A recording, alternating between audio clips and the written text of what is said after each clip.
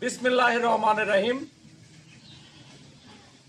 আজকে আমরা আসছিলাম পাবনা পৌরসভার 15 নং ওয়ার্ড কালীবাড়ি স্কুল রোডে। এই কালীবাড়ি স্কুল রোডে আয়ুব আলী চাচা নামে একজন আমাদের বয়োবৃদ্ধ মুরব্বী আছে। রাজমিস্ত্রির কাজ করেতে সে সংসার জীবনযাপন করে। তো তার একটা নাতি ছেলে প্রতিবন্ধী এবং বিছানায় শায়িত।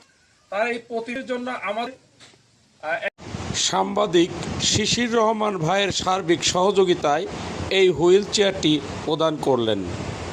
সাথে উপস্থিত পাবনা জেলা সিংয়ের যে আব্দুল সামাদ সেক্রেটারি সাহেব উপস্থিত রয়েছেন।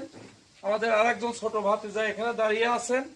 আমরা তার বাড়ির উপরে এসে এই খরতার মধ্যে তাপদাহের মধ্যে এসে তার বাড়ির উপরে তাদের হাতে তুলে দিয়ে গেলাম।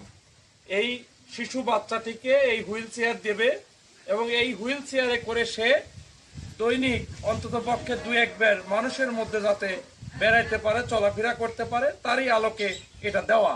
আপনারা যারা সমাজসেবক আছেন, যারা সমাজ প্রধান আছেন, অর্থশালী বৃত্তশালী যারা রয়েছেন, যারা মানবাধিকার কর্মী রয়েছেন, ডাক্তার, ইঞ্জিনিয়ার এবং বিভিন্ন শ্রমজীবী মানুষ যারা অর্থ সহযোগিতা করে মানুষকে কল্যাণের পথে আনতে চান, তারা এই সকল কাজগুলো আপনারা করতে পারেন।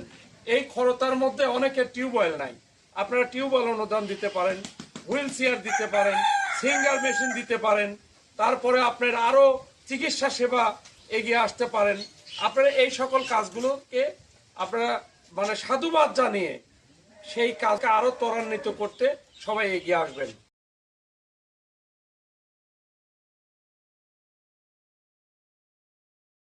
আমাদের জাহাঙ্গীর ভাই যে সমাজের জন্য ভালো কাজ করছে, এই কাজের জন্য আপনারা সবাই তাকে সহযোগিতা করবেন।